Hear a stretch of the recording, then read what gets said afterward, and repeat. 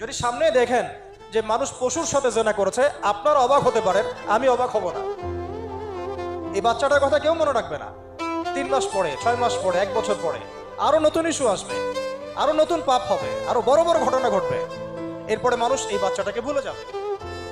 এই আসিয়ার ইস্যু আমরা ভুলে যাব। এই যে মেয়েটা কাতরাতে কাতরাতে মারা গেল আজকে, বেশি দিন সময় লাগবে না, 1 মাস 2 মাস হাইয়েস্ট 3 মাস। এর আগেও বহু ইস্যু আমরা এসেছে ভুলে গেছি, একটার পর একটা এসেছে, একটার পর একটা ভুলে গেছে। আপনারা দেখে নিয়েন 3 মাসের মধ্যে এই মেয়েটাকে সবাই ভুলে যাবে। এই বাচ্চাটা কি তার মৃত্যু যন্ত্রণা ভুলতে পারবে? তার সম্মানহানি ভুলতে পারবে? তার পিতামাতাকে ভুলতে পারবে?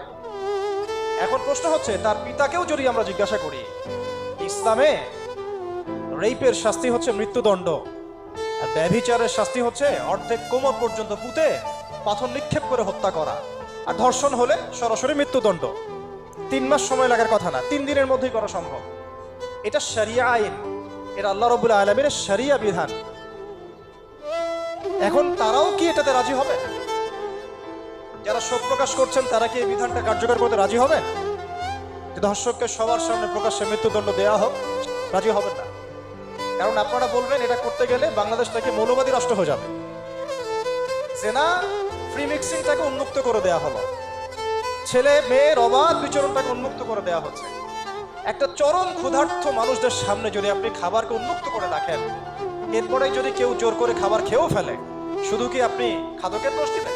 পুরো সিস্টেমটাই দায়ী, পুরো সিস্টেমটাই দায়ী এখানে। এর উপরে ছড়িয়ে দিয়েছি পর্নোগ্রাফি। পর্নোগ্রাফি সবার ফোনে ফোনে।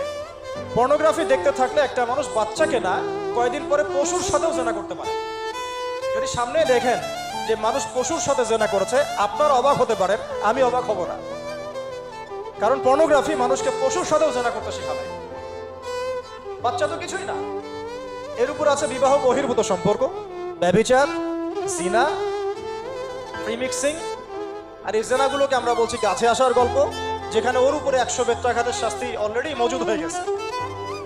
ধর্ম তো অনেক বড় বিষয়, এটা তো এটা মানবতা বিরোধী অপরাধ। প্রিমিক্সিং রেখেছেন, পর্ন চালু করে দিয়েছেন, এবং সবচেয়ে বড় কথা, এর শরঈ বিচারটুকু নিশ্চিত হচ্ছে না। তাহলে সমাজের মধ্যে এগুলো কমবে না বাড়বে? সিম্পল, সমাজের মধ্যে এগুলো বাড়বে।